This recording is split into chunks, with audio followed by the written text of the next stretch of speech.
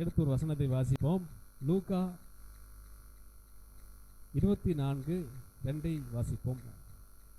2 முதல் 6 வரை வாசிப்போம். லூக்கா 24. கல்லறையை அடைத்திருந்த கல் புரட்டி தள்ளப்பட்டிருக்கிறதை கண்டார்கள். உள்ளே பிரவேசித்து கர்த்தராகிய இயேசுவின் சரீரத்தை காணாமல் அதை குறித்து மிகுந்த கலக்கம் அடைந்திருக்கையில் பிரகாசமுள்ள வஸ்திரம் தரித்த 2 பேர் அவர்கள் அருகே நின்றார்கள். அந்த ஸ்திரீகள் பயப்பட்டு தலை கவிழ்ந்து தரையை நோக்கி நிற்கையில் அந்த 2 பேரும் அவர்களை நோக்கி, உயிரோடு இருக்கிறவரை மரித்தோரிடத்தில் தேடுகிற என்ன? அப்புறம் அவர் இங்கே இல்லை, அவர் உயிர் தெழுந்தார். ஹல்லேலூயா. அவர் இங்கே இல்லை. அவர் என்ன எப்படி இருக்காராம்? உயிர் தெழுந்தார்.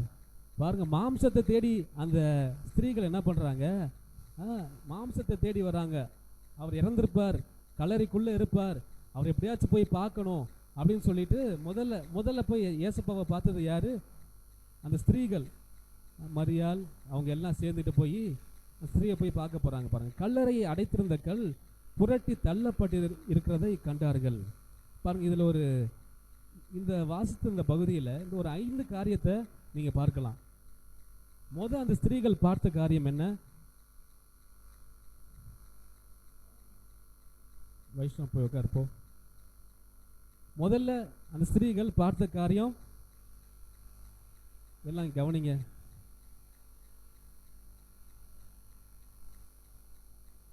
இந்த வேத பகுதியை நம்ம வாசிச்சோம்ல, லூக்கா 2:24-2. அந்த ஸ்திரீகள் போய் பார்க்கும் பொழுது முதலில் அவர்கள் பார்த்த காரியம், அந்த கல் தள்ளப்பட்டிருந்தது. ஹல்லேலூயா. அந்த கல் ரொம்ப இப்போ நம்ம பார்க்குற மாதிரி சின்ன கல்லெல்லாம் கிடையாது, ரொம்ப கனமாக இருக்கும். 2 பேர் 3 பேர் சேர்ந்துலாம் அந்த கல்லை நகட்டிட்டு போயிட முடியாது. பாருங்க, அவ்வளோ பெரிய கல். ஸோ அந்த ஸ்திரீகள் முதல் பார்த்த காரியம், அந்த கல் என்னாச்சு? தள்ளப்பட்டிருந்தது. 2வது காரியம் என்ன சொல்லுங்க யாராச்சும்? ஃபர்ஸ்ட் என்ன? கல் தள்ளப்பட்டிருந்தது. 2வது இயேசுவின் சரீரத்தை காணவில்லை. 3வது என்ன நடந்துச்சு?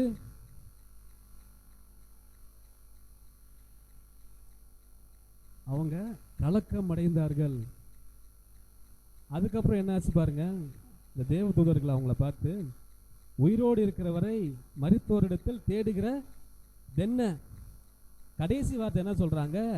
அவர் இங்கே இல்லை, அவர் உயிர் தெழுந்தார். ஹல்லேலூயா, ஹல்லேலூயா. பாருங்க, இந்த கல் ஃபர்ஸ்ட் அவங்க பார்த்தது, இந்த கல் அங்கே இல்லை. பாருங்க, இந்த கல் எதை குறிக்கிறது அப்படின்னு பார்த்தீங்கன்னா, மனிதனுக்கும் தேவனுக்கும் உள்ள ஒரு தடையை குறிக்கிறது. அந்த தடையை இயேசு நீக்கினார் என்பதின் பொருள் தான் அவங்க முத பார்க்கும் பொழுது அந்த கல் அங்கே இல்லை. கல் தானாகவே புரட்டப்பட்டிருந்தது. ஹல்லேலூயா. பாருங்க, அந்த கல்லை தேவன் ஜெயமாய் வென்றார். பாருங்க, அந்த கல் எதை குறிக்கிறது என்றால், எடுத்து வாசிப்போம். யாத்திராகமம் 31:18 வாசிப்போம்.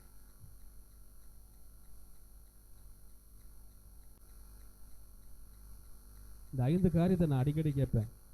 ஃபர்ஸ்ட் என்ன ஆச்சு? கல் தள்ளப்பட்டிருந்தது. 2வது இயேசுவின் சரீரத்தை காணவில்லை. 3வது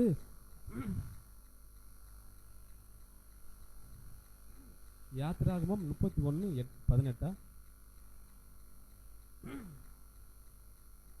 சீனாய் மலையின் மேல் அவர் மோசையோட பேசி முடித்த பின் தேவனுடைய விரலினால் எழுதப்பட்ட கற்பலகைகளாகிய சாட்சியின் 2 பலகைகளை அவனிடத்தில் கொண்டு வந்தார்கள். இந்த கல் எதை குறிக்குதுன்னு நான் சொன்னேன்ல, இந்த கல்லில் இந்த கல்லில் என்ன ஆச்சுன்னா, மோசேக்கு தேவன் இந்த 10 கட்டளைகளை அந்த கல்லில் எழுதி கொடுக்குறாரு. பாருங்க, சரியா? அவர் சும்மா சாதாரண பேப்பரில் எழுதி இருந்தாப்பா மக்களை போய் வழி நடத்து, நீ கொண்டு போ அப்படின்னு சொல்லலை. அந்த கல், அந்த டேப், ஸ்டோன் டேப் மாதிரி, அது இந்த மாதிரி தான், பேப்பர் மாதிரி தான் இருக்கும். அந்த கல்லில் ஆண்டவரே எழுதி மோசேட்ட கொடுக்குறாரு. மோசே மலையின் மேல் போயிருக்கும் போது தேவன் முகமுகமாக மோசேட்ட பேசுறாரு. பேசி அவர் சொல்ல வேண்டிய காரியத்தை தேவனே அவர் விரலால் எழுதி மோசேட்ட கொடுக்குறாரு பாருங்க. அது எதுல எழுதினாரு ஆண்டவர்? கல்லில் எழுதினாரு. அல்லேலூயா. ஓகே, இரண்டாவது ஒரு வசனத்தை வாசிப்போம். யாத்திராகமம் 34:27-28 வாசிப்போம். யாத்திராகமம் 34ஆம் அதிகாரம் 27ஆம் வசனம். பின்பு கர்த்தர் மோசேயை நோக்கி, இந்த வார்த்தைகளின்படியே எழுது, இந்த வார்த்தையின்படியே உன்னோடும் இஸ்ரவேலோடும் 27-28 வாசிங்க.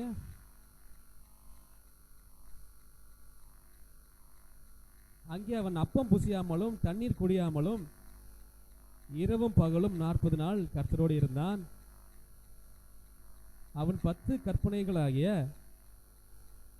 உடன்படிக்கையின் வார்த்தைகளை பலகைகளில் எழுதினான். ஹல்லேலூயா. முதல்ல மோசேக்கு ஆண்டவர் எழுதி கொடுக்கிறாரு. எதுல கொடுக்கிறாரு? கல்லில் கொடுக்கிறாரு. அந்த கல்லு உடைக்கப்பட்டது. எப்போ உடைக்கப்பட்டுச்சு? மோசேயினால் உடைக்கப்பட்டது. ஏன் உடைக்கப்பட்டதுன்னு தெரியுமா? ஒரு நாள் மோசே வந்து ஆண்டவர்கிட்ட போய் அடிக்கடி ஆண்டவருக்கும் மோசேக்கும் ஒரு தொடர்பு இருக்கும். ஏதாச்சும் வேண்டுதல் பண்ணணும்னா மோசே என்ன பண்ணுவார்னா, மக்களோட முறுமுறுப்பை தாங்க முடியல, மக்கள் ஆண்டவர் விசுவாசிக்காம ரொம்ப அதிகமாக பேசும்போது மோசேக்கு ரொம்ப மனம் உடைந்துருவார் பாருங்க. அடிக்கடி உடனே மலைக்கு போவார். மலைக்கு போய் மோசேட்டு முகமுகமாக பேசிட்டு ஆண்டவர்கிட்ட இருந்து வார்த்தைகளை பெற்றுக்கொண்டு மோசே கீழே வருவார். அப்படி ஒரு நாள் கீழே வரும்போது கீழே இந்த மக்கள் என்ன பண்ணாங்க தெரியுமா? அவங்க வந்து விக்கிரக ஆராதனை உண்டாக்கி, கண்ணுக்குட்டி இதெல்லாம் உண்டாக்கி விக்கிரக ஆராதனை பண்ண ஆரம்பிச்சிட்டாங்க. அப்போ அந்த கோவத்தில் மோசே என்ன பண்ணுறாரு? ஆண்டவர் கொடுத்த அந்த கற்பலகையை வந்து 2ஆ உடைச்சிடுறாரு பாருங்க. இந்த வசனத்திலையும் நம்ம பார்க்குறோம், அவன் 10 கற்பனைகளாகிய உடன்படிக்கையின் வார்த்தைகளை பலகைகளில். இப்போ யார் எழுதினது? மோசே எழுதுறாரு. ஆண்டவர் சொல்லுவார், மோசே எழுதுவார்.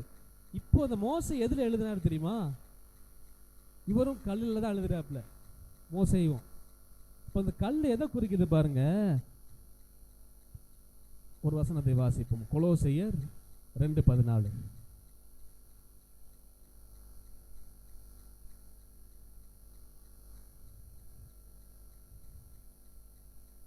கொலோசையர் 2ஆம் அதிகாரம் 14ஆம் வசனம்.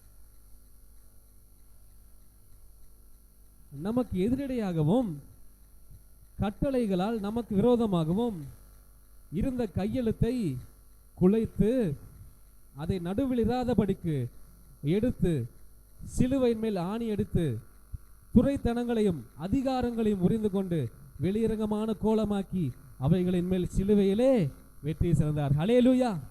எத்தனை பேருக்கு இப்போ புரிஞ்சு? இந்த கல்லையும் இதையும் நம்ம ரிலேட் பண்ணும்போது நமக்கு எதிரடியாக என்ன இருந்துச்சு சொல்லுங்க? நமக்கு எதிரடையாகவும் கட்டளைகளால் நமக்கு விரோதமாகவும் இருந்த கையெழுத்து எதுல இருந்துச்சு? இந்த கல்லில் இருந்துச்சு. அப்போ இந்த ஸ்திரீகள் முதல்ல போய் பார்க்கும்போது கல் இல்லை. இப்போ ஃபர்ஸ்ட் ஸ்டெப் ஆண்டவர் என்ன பண்றாரு? சிலுவையில் ரத்தம் சிந்தி நமக்கும் தேவனுக்கும் இடையூறா இருந்த இந்த கையெழுத்தை அவர் உடைத்தெறிந்தார். ஹல்லேலூயா. அதை அவர் நிறைவேற்றினார்.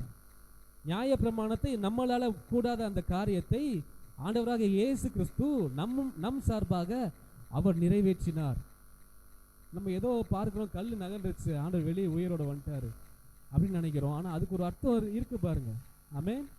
அது வசனம் சொல்லப்பட்டிருக்குது, நமக்கு எதிரடியாகவும் கட்டளைகளால் நமக்கு விரோதமாகவும் இருந்த கையெழுத்தை குலைத்து அதை நடுவில் இராதபடிக்கு எடுத்து சிலுவையின் மேல் ஆணி அடித்து எல்லா துரைத்தனங்களையும் அதிகாரங்களையும் புரிந்து கொண்டு வெளியரங்கமான கோலமாக்கி அவைகளின் மேல் சிலுவையிலே வெற்றி சிறந்தார பாருங்க. ஹல்லேலூயா. நமக்கு விரோதமான அந்த கையெழுத்தை அவர் முறியடித்தார். அதை நடுவில் இராதபடிக்கு சிலுவையிலே ஆணி அடித்தார். ஹல்லேலூயா. அந்த விபச்சார ஸ்திரீயை கல்லெறிந்து கொல்ல வந்தாங்க பார்த்தீங்களா? அப்போது ஒரு செகண்ட் சைலன்ஸ் இருந்துச்சு, அந்த இடத்துல ஒரு அமைதி இருந்தது. அந்த கேப்பில் ஆண்டவர் இயேசப்பா என்ன பண்ணார் தெரியுமா? அவர் உட்கார்ந்து கீழே ஒரு ஒரு பாறை கல் இருந்துச்சு, அந்த கல்லில் எழுதிட்டு இருப்பார். அதுக்கு அடையாளம் என்னன்னு தெரியுமா?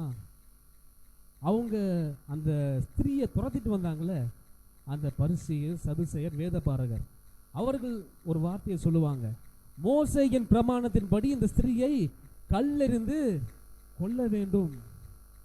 அப்படி சொல்லிட்டு இருக்கும் போது தான் ஆண்டவராகிய இயேசு கிறிஸ்து தரையில் ஒன்று எழுதுவார். அந்த கல் பாறை தான் அது. அவர் என்ன எழுதுவார் தெரியுமா? என்ன எழுதினார்னு போடல, ஆனால் அவர் ஒரு சிம்பாலிக்காக ஒன்று பண்ணுறாரு. அந்த கற்பனைகளை கொடுத்ததே யார் தான்? நான் தான். மோசேயின் பிரமாணத்தின்படி கல்லெறிந்து கொல்லப்பட வேண்டும். பாருங்க, அந்த பிரமாணம் ஒரு மக்களை மன்னிக்கிறது இல்லை, மக்களுக்கு அன்பு கூறுறதை பற்றி போதிக்கிறது இல்லை, மக்களுக்கு இறங்கணும்னு சொல்லிக் கொடுக்கறது இல்லை, எவ்வளோ தயவாக இருக்கணும்னு சொல்லிக் கொடுக்கறது இல்லை, முக்கியமாக பாவிகளை அந்த பிரமாணம் நேசிக்கிறது இல்லை. குறை கூறுகிற அந்த பரிசேயரும் சதுசேயரும் அவங்களுக்கும் அன்பு கிடையாது, அவங்களுக்கும் பரிசுத்தமும் கிடையாது. அவங்க ஞாயிற்றுக்கிழமை கிறிஸ்தவர்கள் மட்டும்தான்.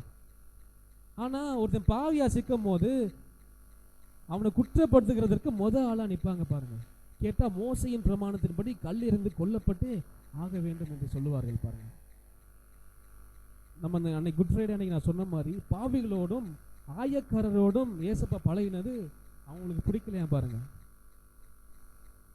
ஸோ அந்த நமக்கும் தேவனுக்கும் இருந்த அந்த கற்பலகையை, அந்த பாறையை, அந்த கையெழுத்தை ஆண்டவராகிய இயேசு கிறிஸ்து சிலுவையில் முறியடித்தார். அதன் ஒரு அடையாளமாக தான் அந்த கல் புரட்டப்பட்டது. ஹல்லேலூயா. பாருங்க, தேவனுக்கும் நமக்கு இதை மாதிரி தான் அநேக காரியங்கள் நகல முடியாம கல்லை போல ஒரு பாரமான காரியங்கள் இருக்கலாம். கர்த்தர்ட்ட உங்களை சேர விடாம உங்களை கனப்படுத்திட்டு இருக்கலாம். அது எந்த காரியமாகவும் இருக்கலாம். பாருங்க, அது பாவமா இருக்கலாம், ஏதோ ஒரு காரியம் ஆண்டவர் என்னையும் சேர விடாம இருக்கு, அப்படி யோசித்து நீங்க கொண்டு இருக்கலாம். அது துக்கமோ, துயரமோ, இல்ல வியாதியோ, இல்ல கடனோ, இல்ல மன அழுத்தமோ, யாரும் என்னை நேசிக்கல, எந்த விதமான பாரமா இருந்தாலும் கர்த்தர் சொல்லுகிறார், அதை நடுவில் இராதபடிக்கு இந்த காலை வேளையில அதை நிவர்த்தி, சிலுவையில் எப்படி நிவர்த்தி செய்தாரோ நீங்க விசுவாசிக்கும் போது நிச்சயமாக உங்களுக்கு அந்த பாரத்தை எடுத்து போட்டு விட்டார். அதை நீங்க விசுவாசிக்கணும். அந்த கல் காணவில்லை, தள்ளப்பட்டிருந்தது. ஹல்லேலூயா. அப்போ சிலுவை ஆண்டவர் தேடி போகும்போது, சிலுவையில் அடுத்ததுக்கு அப்புறம் அவர் தேடி போகும்போது ஃபர்ஸ்ட் காரியம் கல் அங்கே இல்லை. நமக்கும் ஆண்டவருக்கும் இருந்த கனெக்ஷன் ஸ்ட்ரைட் ஆயிடுச்சு. பாருங்க, ஹல்லேலூயா. பாருங்க, லூக்கா எழுதின அதிகாரத்தை வாசிப்போம். லூக்கா 24:7 வாசிப்போம்.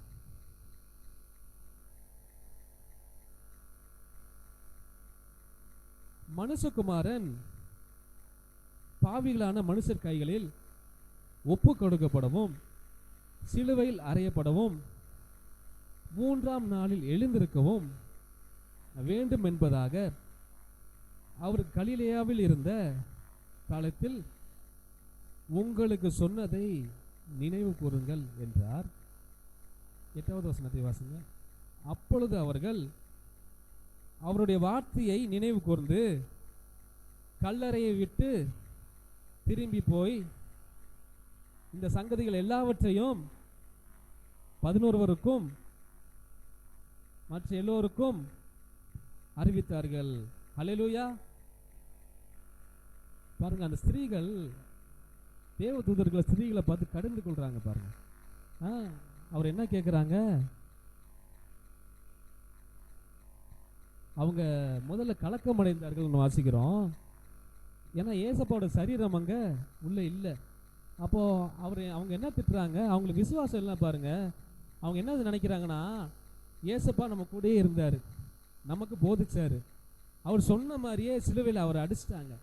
ஆனால் எல்லாத்துக்கும் ஒரு பெரிய கேள்விக்குறி என்னன்னா, அவர் சொன்ன மாதிரியே உயிரோடு திருப்பி எழுந்திருப்பாரா அப்படின்னு சொல்லி ஒரு டவுட்டு, ஒரு சந்தேகம் ஸ்திரீகளுக்கு மட்டும் இல்லை, சீஷர்களுக்கும் இருந்துச்சு. பாருங்க, அப்போ அவங்க அடித்து உள்ள அடக்கம் பண்ணுற வரையும் அதெல்லாம் பார்த்துட்டு இருக்கவங்க திருப்பி உயிரோடு எழுந்திருப்பார், நமக்காக அவர் நம்மை ரட்சிக்க வருவார் என்ற காரியத்தை அவர்கள் நம்பவில்லை. பாருங்க, பரம காரியங்களை இப்படி தான் நம்மளும் நம்புறதில்லை. பாருங்க, ஆண்டவர் சொல்ற காரியத்தை. இப்போ அதன் நிமித்தமாகவே தேவதூதர்கள் என்ன சொல்றாங்க? அந்த ஸ்திரீகள் ரொம்ப கலக்கம் அடைகிறாங்க. அவர்களை பார்த்து என்ன சொல்றாரு? உயிரோடு இருக்கிறவரை மரித்தோரிடத்தில் தேடுகிறது என்ன? அவர் இங்கே இல்லை, அவர் உயிர்த்தெழுந்தார். ஹல்லேலூயா. இதற்கு வசனத்தை வாசிப்போம். லூக்கா 24:9 வாசிப்போம். கல்லறையை விட்டு திரும்பி போய் இந்த சந்ததிகள் எல்லாவற்றையும் 11 மற்ற எல்லாத்திற்கும் அறிவித்தார்கள். இவைகளை அப்போஸ்தலருக்கு சொன்னவர்கள் மகதலேனா மரியாளும் யோவன்னாலும் யாக்கோபின் தாயாகிய மரியாளும் இவர்களுடனே கூட இருந்த மற்ற ஸ்திரீகளும். ஸோ இப்போ ஆண்டவர் மறிச்சிட்டாரு, கல்லறையில் போய் அடக்கம் பண்ணிட்டாங்க. இப்போ முதல்ல யார் போய் பார்க்குறா? ஸ்திரீகள் போய் பார்க்குறாங்க.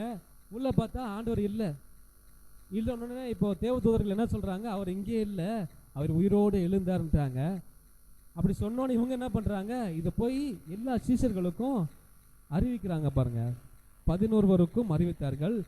இவர்களுடைய வார்த்தைகளை அவர்கள் வீண் பேச்சாய் தோன்றினதினால் அவர்கள் நம்பவில்லையாம். பாருங்க இந்த சங்கதிகள் எல்லாவற்றையும் அவங்க நம்பலையாம். பாருங்க, நாமெல்லாம் விசேஷித்தவர்கள். நம்ம இயேசுப்பா பார்க்காட்டா கூட அவர் மரித்தார், அவர் நமக்காக உயிரோடு எழுந்தார் என்று விசுவாசிக்கிறோம். ஆனால் இயேசுப்பா கூடவே இருந்த அந்த சீஷர்கள் அவர் செய்த எல்லா அதிசயங்களையும் எல்லா அற்புதங்களையும் நேராக பார்த்த சீஷர்கள் அதை எப்படி நினைத்தாங்களா? வீண் பேச்சாய் தோன்றுச்சா. பாருங்க, அவங்களுக்கு அவங்க கண்கள் திறக்கப்படவே இல்லையா. பாருங்க, மத்தேயு 20:19 வாசிப்போம்.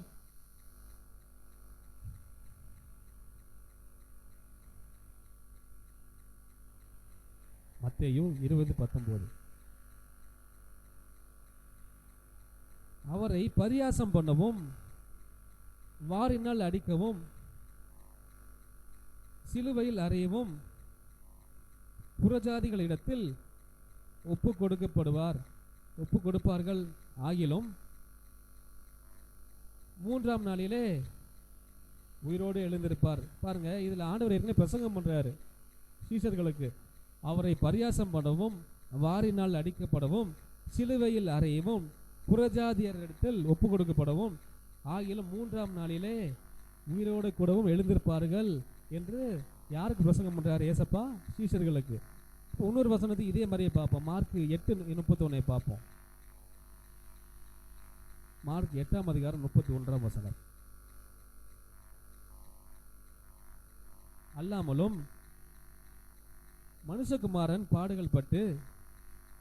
பல பாடுகள் பட்டு மூப்பராலும் பிரதான ஆசாரியராலும் வேத பாரகராலும் ஆகாதவர் என்று தள்ளப்பட்டு கொல்லப்பட்டு 3ஆம் நாளைக்கு பின்பு உயிர் தெளிந்திருக்க வேண்டும் என்று போதிக்க தொடங்கினார். இன்னொரு வசனத்தை பார்ப்போம். இந்த வசனம்லாம் எதுக்கு நான் சொல்றேன்னா, அவர் உயிரோடு எழுந்திருக்கிறத பற்றி சீஷர்கள் மத்தியில் அவர் நிறைய தடவை பேசுறாரு. அதோட ரெஃபரன்ஸ் தான் அந்த வசனத்தில் நான் உங்களுக்கு காண்பிக்கிறேன். ஒரு வசனத்தை பார்ப்போம். லூக்கா 18:33.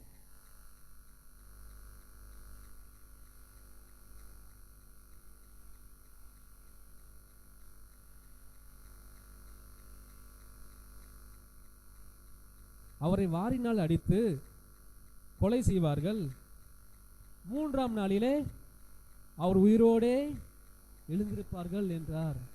பாருங்க, அவர் மரிப்பதற்கு முன்னாக பல முறை சீஷர்களுக்கும் ஸ்திரீகளுக்கும் அவரோட உயிர் தெழுகிற அந்த நற்செய்தியை பற்றி ஏசப்பா அறிவிக்கிறார். பாருங்க, இப்போ இத்தனை முறை இத்தனை வசனங்களை நம்ம பார்க்கிறோம். இத்தனை வசனங்களை அவர்கள் கேட்டும் அறிந்தும் அவர்களுடைய கண்கள் திறக்கப்படவில்லை.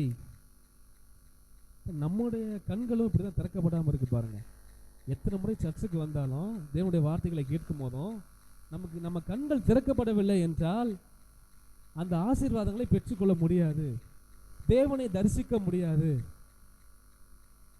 அப்ப ஆவிக்குரிய வாழ்க்கையில நம்முடைய கண்கள் திறக்கப்பட வேண்டியது ஒரு முக்கியமான ஒரு பிரதானமான ஒரு உண்மை. பாருங்க, அதுக்கப்புறம் இந்த ஸ்திரீகள் போய் அறிவிக்கிறாங்க சீஷர்களுக்கு. அந்த காரியங்கள் எல்லாம் அவர்களுக்கு வீண் பேச்சாய் தோன்றுகிறது. அதுக்கப்புறம் என்ன பண்றாங்க? லூக்கா 24:13 வாசிப்போம். அன்றைய தினம் வாசிங்க.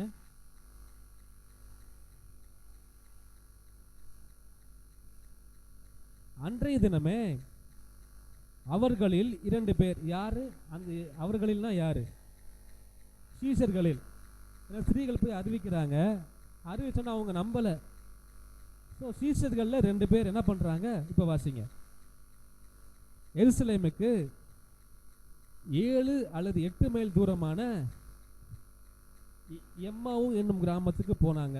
பாருங்க, சீஷர்கள்ல 2 பேர் எருசலேம் என்ற ஊருக்கு அருகாமையில் இருக்கிற எம்மாவுன்னு ஒரு கிராமம். அது ஒரு 7 to 8 மைல் இருக்கும் பாருங்க.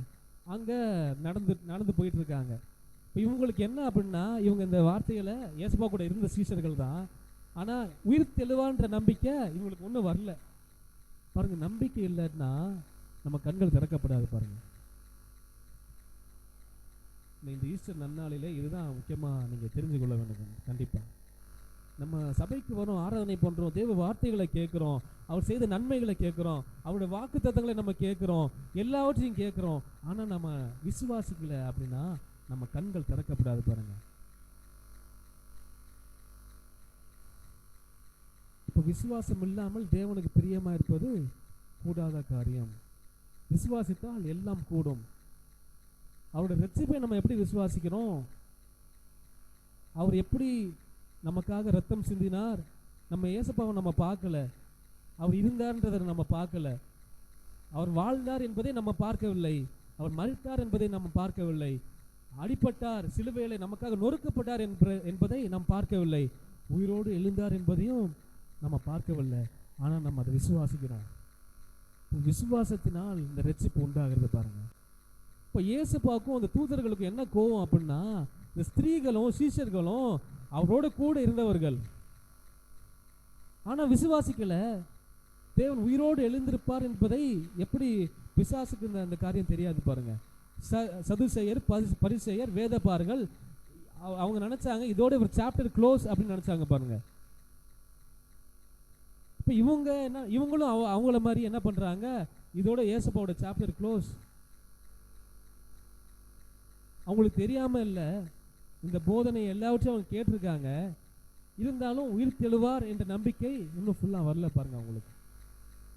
தொடர்ந்து அதை வாசிப்போம். அன்றைய தினம் அவர்களில் 2 பேர் எருசலேமுக்கு 7 அல்லது 8 மைல் தூரமான எம்மாவு என்னும் கிராமத்துக்கு போனார்கள். போகையில் வர்த்தமானங்கள் யாவையும் குறித்து அவர்கள் ஒருவரோடொருவர் பேசிக்கொண்டார்கள். இப்படி அவர்கள் பேசி சம்பாஷித்துக் கொண்டிருக்கையில் இயேசுதாமே சேர்ந்து அவர்களுடனே கூட நடந்து போனாரா. பாருங்க, இப்போ அந்த ஊர் எல்லாம் ஒரு பெரிய பேசும் பொருளாக மாறிவிட்டது. இயேசு என்று ஒருத்தர் வாழ்ந்தார். அவரை குற்றம் சாட்டி அவரை சிலுவையிலே அடித்தார்கள். அவரை அடிக்கும் வரைக்கும் யாருக்கும் அவர் தேவனுடைய குமாரன் என்ற நம்பிக்கை வரல. ஆனா பூமியில அந்தகாரம் ஏற்படும் பொழுது பிலாத்து முதல் அநேகர் இது உண்மையாகவே இவர் தேவனுடைய குமாரன் தான் என்ற விசுவாசம் எல்லாத்துக்கும் உண்டாயிட்டு பாருங்க. பாருங்க, இப்படி அவர்கள் பேசி சம்பாஷித்துக் கொண்டிருக்கையில் இப்போ ஏசப்பா வருவாரா மாட்டாரா, வருவாரா மாட்டாரா, அவர் எழுந்திருப்பாரா எழுந்திருக்க மாட்டாரா, அவர் போதனை மட்டும்தானா, அவர் மறுத்தது மட்டும்தானா, இதோட சாப்டர் இதோட முடிஞ்சிருச்சா, அப்படி பெரிய கேள்விக்குறி உண்டாயிருக்கும் போது பாருங்க, இப்படி அவர்கள் பேசி சம்பாஷித்துக் கொண்டிருக்கையில் இயேசுதாமே சேர்ந்து பாருங்க நடந்து போயிட்டு இருக்குமாறு கூடயே வராரு. பாருங்க, ஏசப்பா இயேசுதாமே சேர்ந்து அவர்களுடனே கூட நடந்து போனார். அடுத்த வசனத்தை வாசிப்போம். ஆனாலும் அவரை அறியாதபடிக்கு அவர்களுடைய கண்கள் மறைக்கப்பட்டிருந்தது. ஏங்க அவங்க கண்கள் மறைக்கப்பட்டிருந்தது சொல்லுங்க பாப்போம். ஏன்னா விசுவாசம் உண்டாகவில்லை. தேவனுடைய வார்த்தையை விசுவாசம் தான். நம்ம பேர் என்னது? விசுவாசிகள். நம்பணும், சொல்லப்படுகிற வார்த்தைகளை நம்பணும். பாருங்க, ஆனாலும் அவரை அறியாதபடிக்கு அவர்களுடைய கண்கள் மறைக்கப்பட்டிருந்தது. அடுத்த வசனத்தை வாசிப்போம்.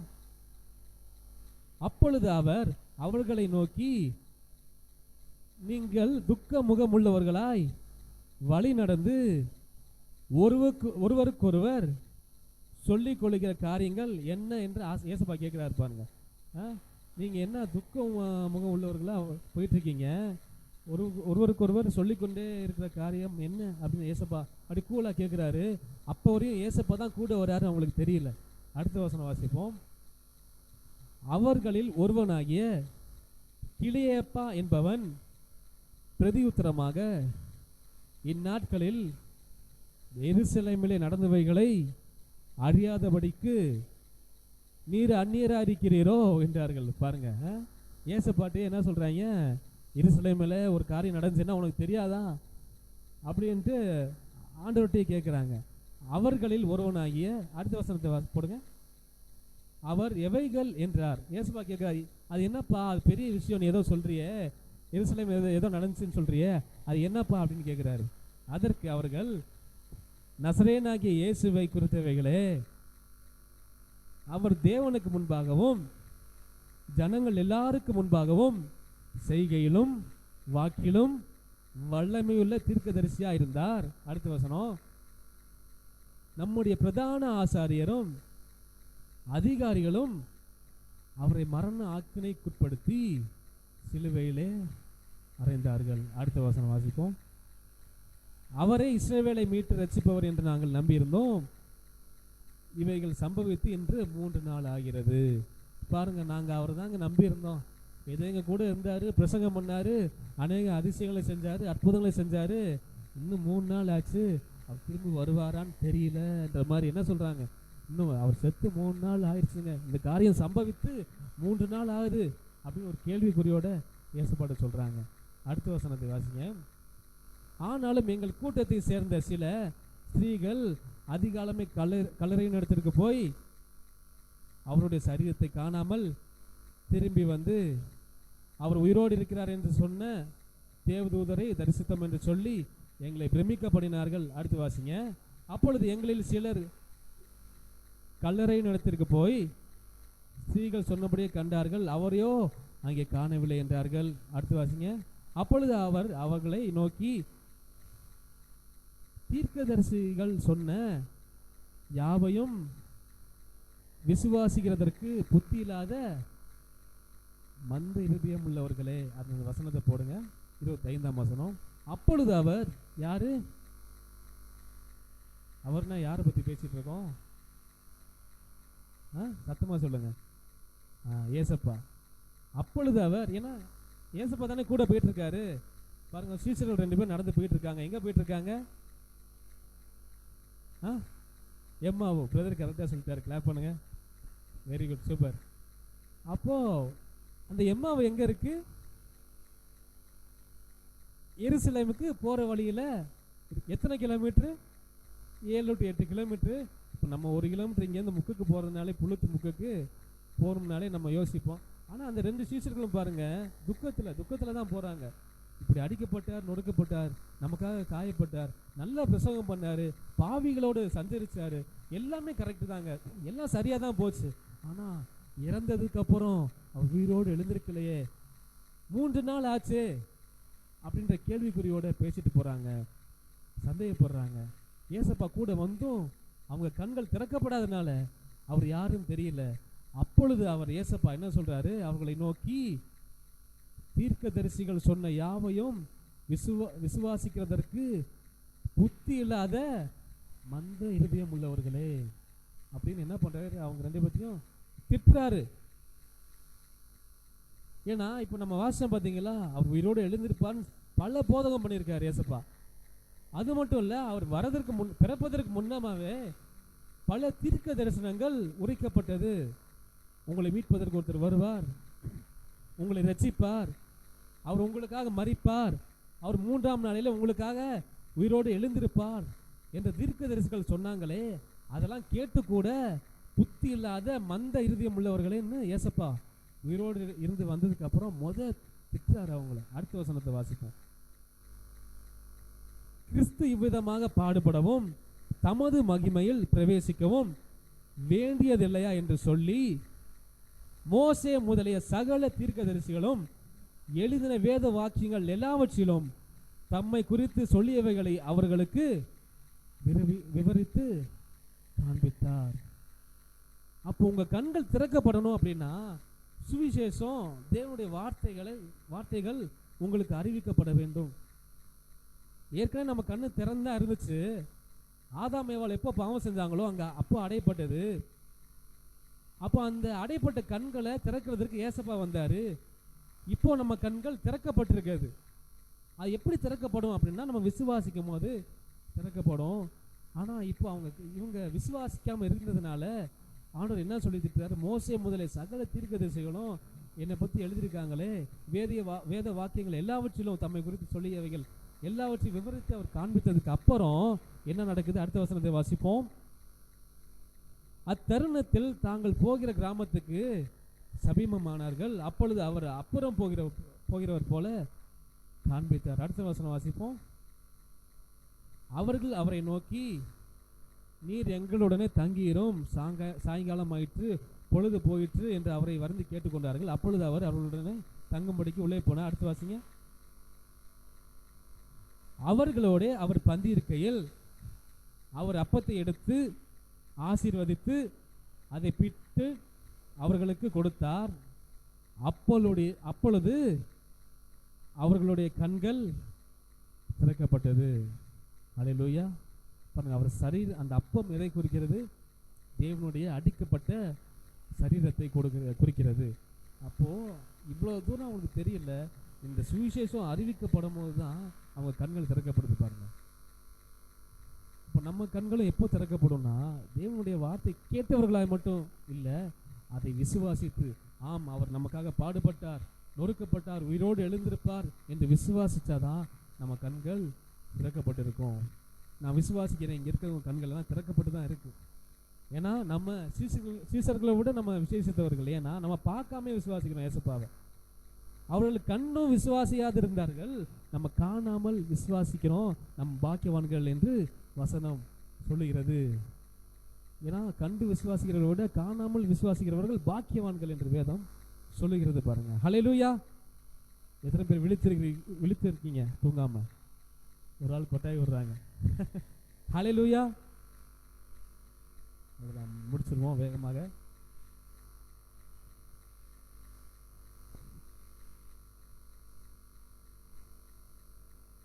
ரெண்டு கொரிந்தியர் 5:17 வாசிப்போம்.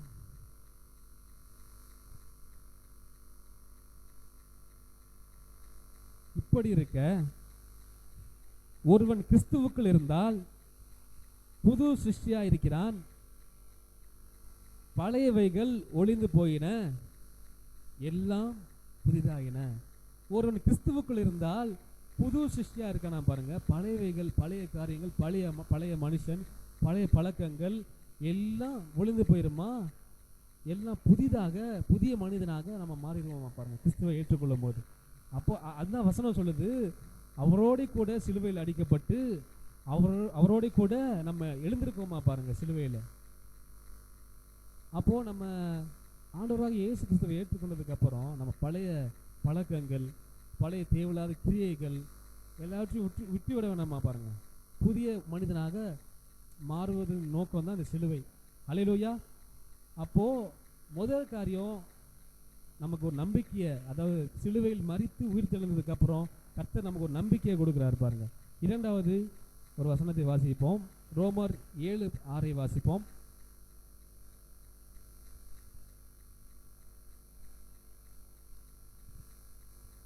இப்பொழுதோ நாம் பழமையான எழுத்தின்படி அல்ல, புதுமையான ஆவியின்படி ஊழியம் செய்யத்தக்கதாக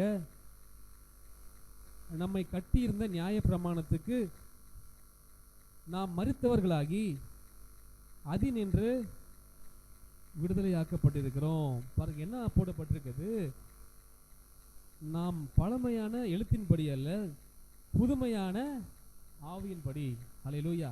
நமக்கு புதிய ஆவியை சிலுவையிலே இயேசுப்பா தந்திருக்கிறார். நமக்கென்று பரிந்து பேசக்கூடிய ஒரு தேற்றல வாளனை நமக்கு கொடுத்திருக்கிறார் பாருங்க. அவர் பரலோகத்துக்கு போய் நமக்குன்னு ஒரு ஆவியை அமைச்சிருக்காரு பாருங்க. நமக்கென்று நம்மை வழி நடத்தும்படியாக, நம்ம கிறிஸ்தவ வாழ்க்கையில வழி மாறி போய் விடக்கூடாது என்று நமக்கு கைட் பண்றதுக்குன்னே ஒரு ஆவியானவரை நமக்கு கொடுத்துருக்காராம் பாருங்க.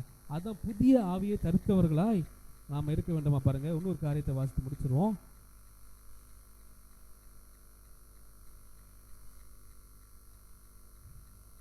யோவான் 14:16.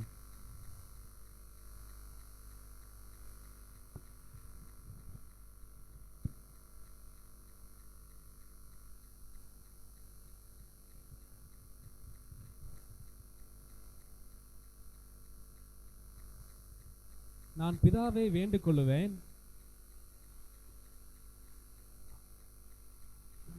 அப்பொழுது என்றென்றைக்கும் உங்களுடனே கூட இருக்கும்படிக்கு சத்திய ஆவியாகிய வேறொரு தேற்றரவாளனை அவர் உங்களுக்கு தந்தருளுவார். ஹல்லேலூயா. நீங்க தனிமையான ஆளே கிடையாது. உங்களோடு சத்திய ஆவியாகிய தேற்றரவாளன் நம்மளோடு இருக்கிறார். அவர் நம்மை சகல சத்தியத்திற்குள்ளாகவும் நடத்துவாராம் பாருங்க. எது ரைட்டு, எது ராங்கு, நீங்க ஜெபம் பண்ணும்போது அதை உங்களுக்கு அவர் கற்றுக் கொடுப்பார். நீங்க அந்நிய பாஷை பேசும்போது, நீ அதிகமான நேரத்தை தேவனுக்காக நீங்கள் கொடுக்கும் பொழுது இந்த சத்திய ஆவியாக தேற்றரவாளன் நம்மை எல்லா சத்தியத்திற்குள்ளாக வழி நடத்துவார். ஹல்லேலூயா.